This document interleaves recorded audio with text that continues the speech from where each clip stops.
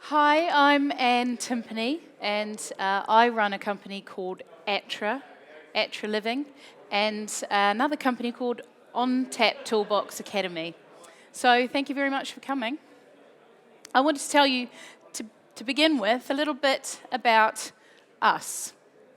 So, in 2009, my husband, Raf, and I started a little company, just a small domestic plumbing company in North London called On Tap Plumbers. And over the last 10 years, we have grown, and we have grown very, very fast. So that was us in 2010. It was just Raf and his van and his tools, visiting people's houses, doing anything and everything 24 hours a day. And in 2018, that was us there.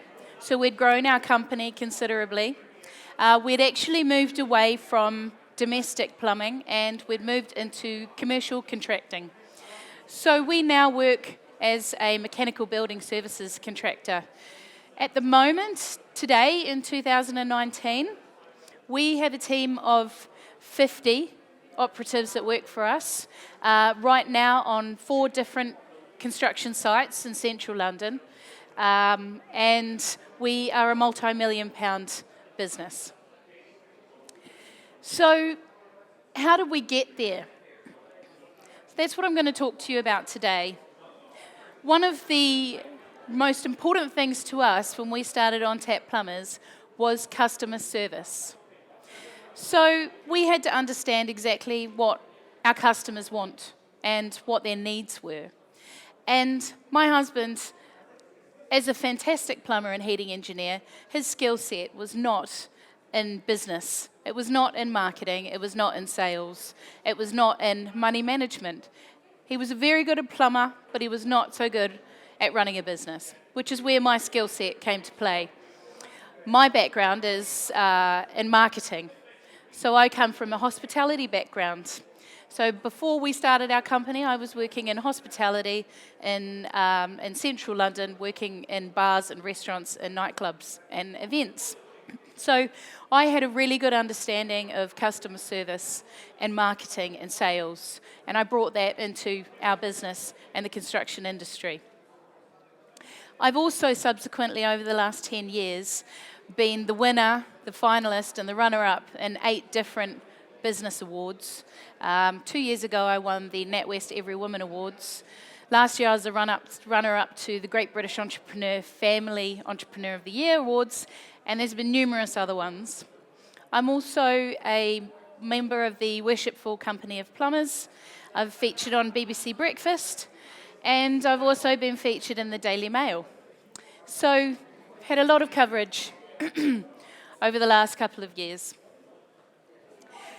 Now today, I'm launching a new venture called the Toolbox Academy. So where I brought my set of skills to my husband's plumbing company, I'm going to bring that to the industry, to the plumbing and heating industry, where my husband was really good at plumbing, but not so good at sales and marketing and managing money. I'm going to help bring that skill set through an online learning platform called the Toolbox Academy to other plumbing and heating engineers. So, we're all here today to find out more about customer service and hopefully about how we can improve customer service in our own plumbing and heating businesses. So, Wikipedia defines customer service as being the provision of service to customers before, during, and after a purchase. I think quite often in the plumbing and heating industry, plumbers just think that customer service is being polite to a customer when they turn up at their house. But actually, the most successful brands and companies in the world have integrated customer service into every single touch point of their business. So customer service for the major brands in the business is not just about at the point of purchase, but it's about before the purchase, and it's also about after the purchase as well. I wanted to give you some examples of these big businesses that I'm talking about. Businesses that we all know, that we all probably have used in the past and still use now. So the first one is Amazon. Bezos started Amazon in 1994 out of his garage. So a lot of plumbers start their plumbing companies out of their kitchen table or out of their homes. Same with Amazon, that's where it started. And over the last few years that he's built his business up to a multi-million-pound business with 164 million customers, he's done a few things to make sure that his customers get excellent service, not just satisfactory service, but excellent service. So, for example, he's looked at what his customers really wanted and what they needed. Rather than just talking about the product that he serviced, it was about what the customers' needs were. And customers needed things fast. So his business went from being a book-selling business to being about the customer and delivering what they need quickly. Hence now we have Amazon Fresh, Amazon Prime, and they can deliver things within 1 to 2 hours. So he's now built his entire business model around the customer's needs and what the customer wants. Uber. Now, Uber's an interesting company because they operate in a very traditional industry. So taxis. Taxi drivers haven't really changed much on the last few decades that they've been operating. They've still been doing it the same way. They've still been delivering the same level of service. They haven't changed, they haven't innovated. And I would honestly say that I believe plumbing hasn't really innovated either on the customer service front. So if you look at how Uber's changed and shaken up taxi services, then you can start to understand where I'm coming from and how, perhaps, with a little bit of thought and thinking outside the box, plumbers and heating engineers can also apply these types of things. So, for example, with Uber, when you wanted a taxi traditionally, you'd hail one on the side of the road, and you'd be lucky if they stopped. With Uber, you can click a button, you've got it booked. You know how much it's going to be, generally. You know when they're going to turn up, you know who's turning up, what kind of car it is, and you can see the reviews he's had.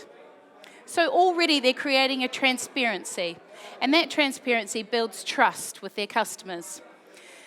And then at the next point, the actual picking up point, they arrive, and they've done a whole lot of really interesting new features and functionalities with Uber, because you can, as a passenger, you can say how warm you want the taxi to be.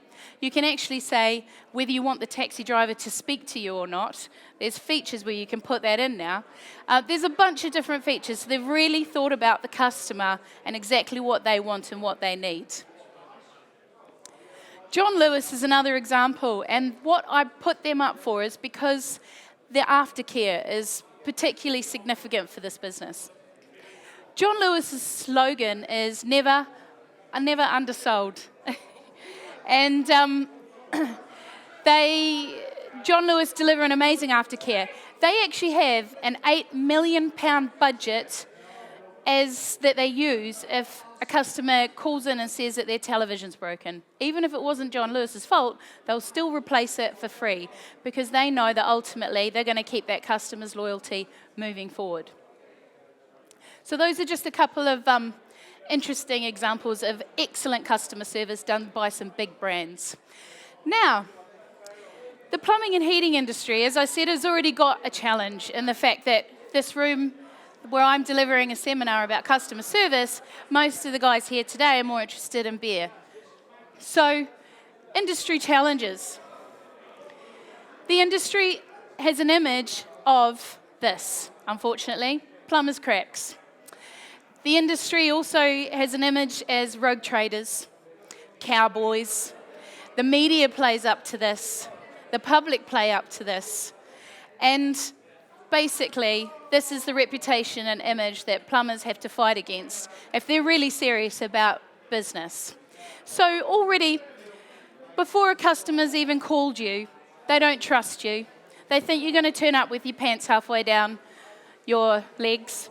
And they think you're going to look unprofessional and act unprofessionally. So you already have a very low point to come up against. So even doing really simple things like having a clean t-shirt on, not walking in with your dusty boots on from another site is going to put you above your competitors. So on the baseline, you've already got, a really, really low point to start at. So just the simple things will help your business straight away, and things that don't cost you much at all. So this is where the competition is at the moment, all those guys down there at the bar. This is where you guys are here, good customer service, because you're sitting here today listening to what I have to say. And then it's not just about good customer service, though. It's actually about exceeding your customers' expectations. So going above and beyond. That's what people want these days. That's what people expect these days. First and foremost, in order to be able to do that, you need to be able to understand your customers' needs. So, for example, when we started on Tap Plumbers 10 years ago, we started to realise that most of the time, it was the woman ringing up and calling for the plumber or the heating engineer. When they arrived, it was the woman at home waiting for them. So we understood that if you had a female front to the business, this would help build trust with your customers straight away. So the other things that we noticed as well is that the things that were really important to that homeowner was that you respected their property. So my husband used to put shoes on top, the overshoes covers on top of his shoes, and he always used to make sure he was dressed presentably. Even pulling up outside somebody's house in a signed up van is a big step in the right direction. The other thing on that point is that it's not just your customer that's noticing you turning up. It's all the neighbours around as well. So if your van is signed and you look signed up and you look presentable and clean and tidy, everybody in the neighbourhood's going to see that, and they're going to think this is a serious plumbing or heating company. So the other needs that we started to understand were around safety. So as we know, as heating engineers, gases can be extremely dangerous, and ultimately you could really put yourself out there and say, I'm saving lives here today. I've come here to save your life. Because ultimately that's what you are. You're helping these people have a safe home, have a comfortable home.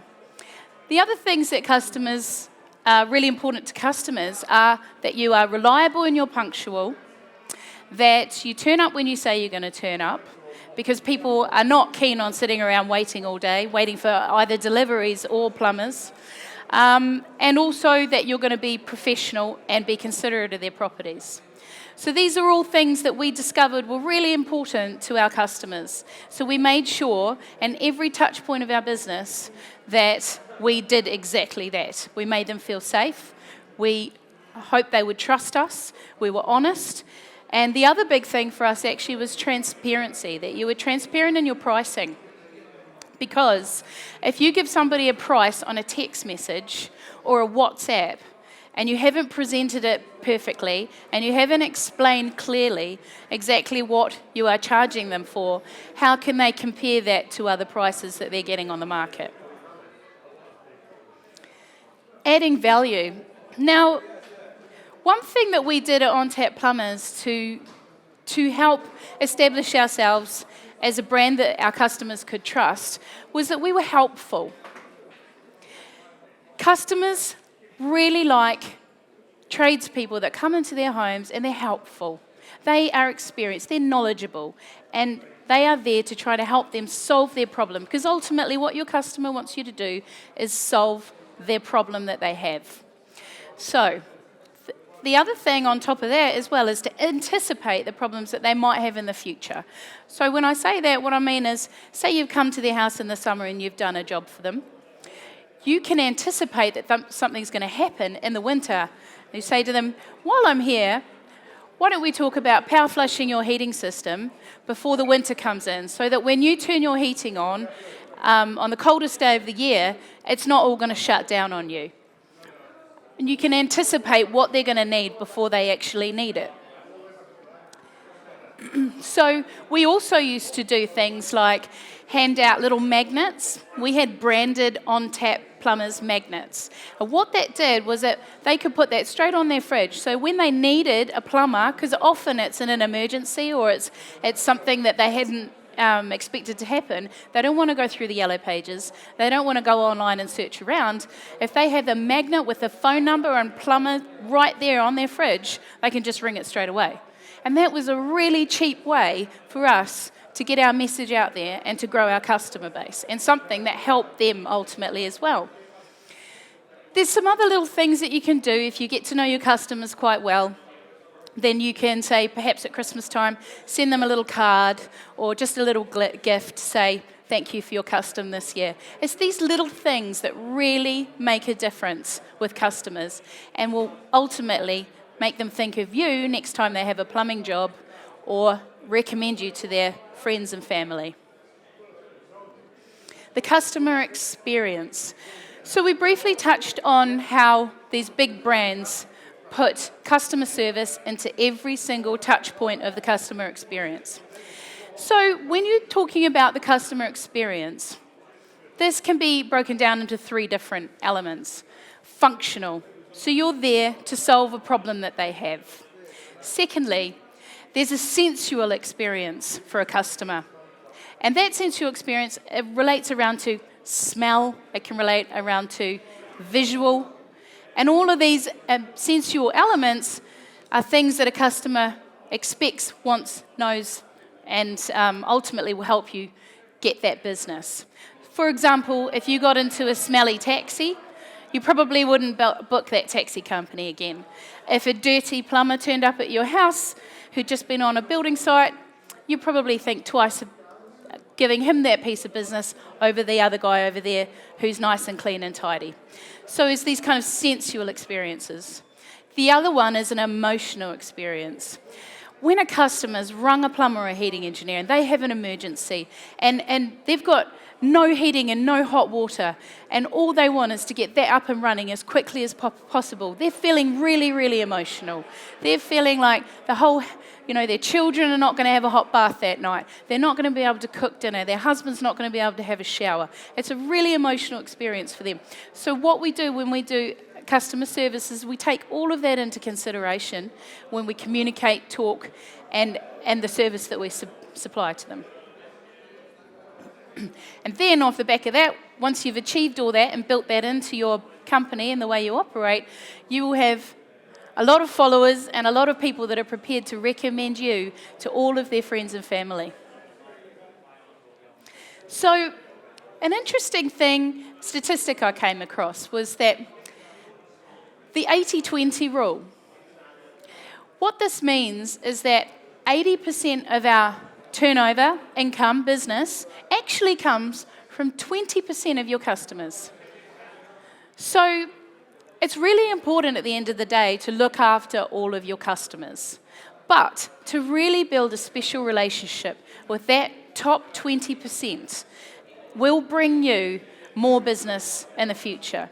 So what you should do off the back of that is go back to your database, look at who gave you perhaps the most money in that year, the most business, the most referrals, the people that keep using you over and over again, and then you'll start to understand who are your top 10 customers.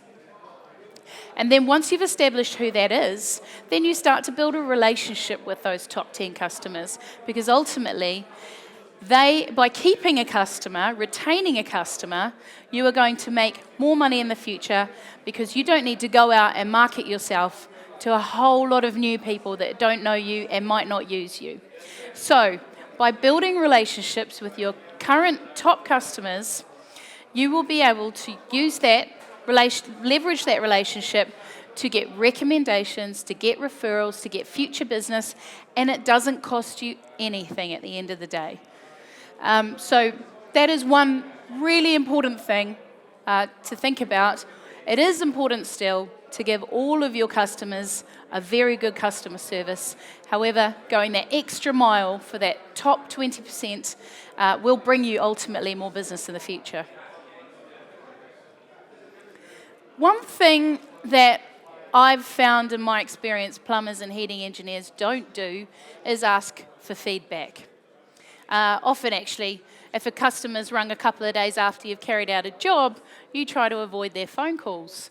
So what I think is really important is for you to look at your customer service, how you've delivered it, and whether it either satisfied the customer's needs and wants or excelled, then you need to get some feedback.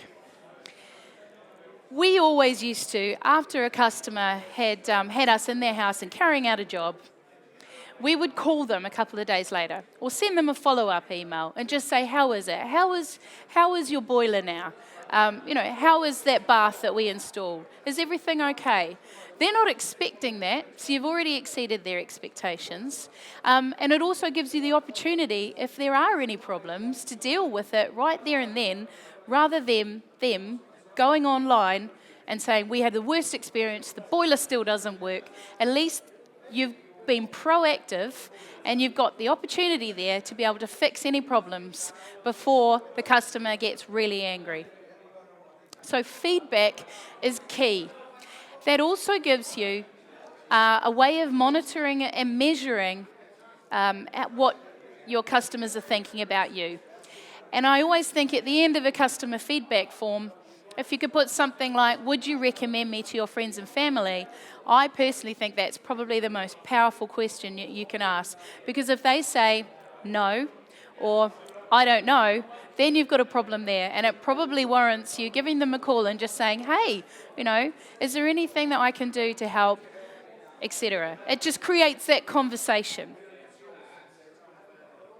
So just going back over what I've already talked about, the toolbox tips that would be understanding your customer needs.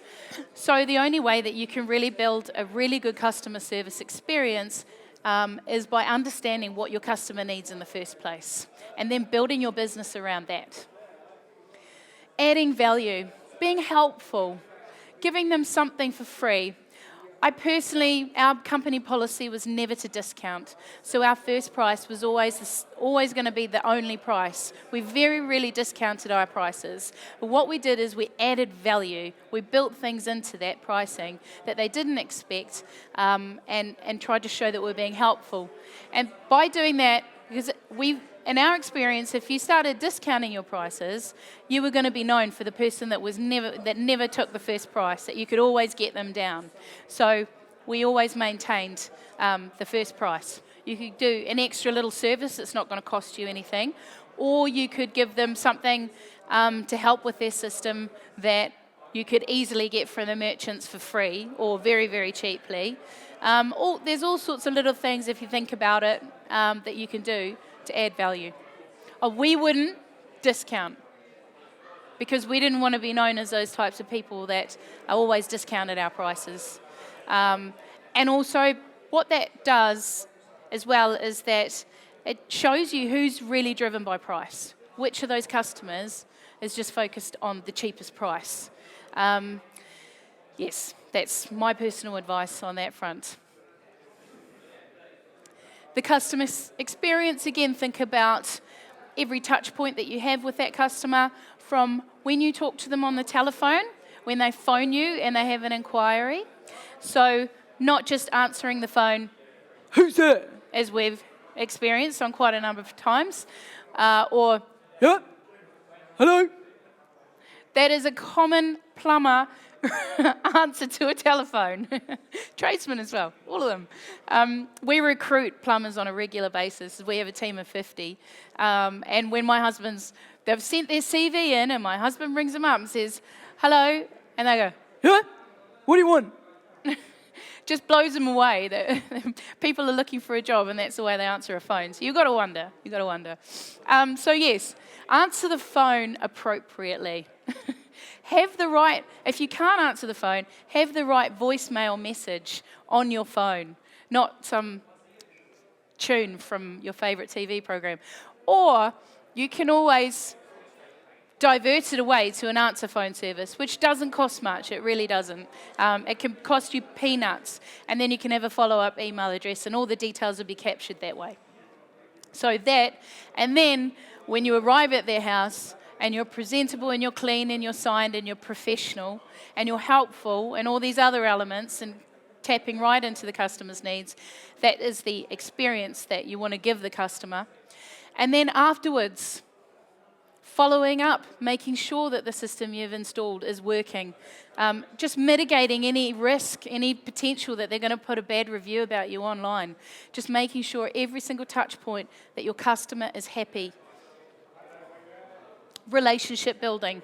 So analysing your customers, identifying that top 20% that are giving you most of your profit and most of your turnover, and then start building a relationship with them.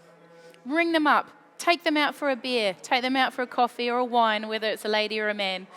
Just start to build a relationship, because ultimately you can turn them into your referral network in the future.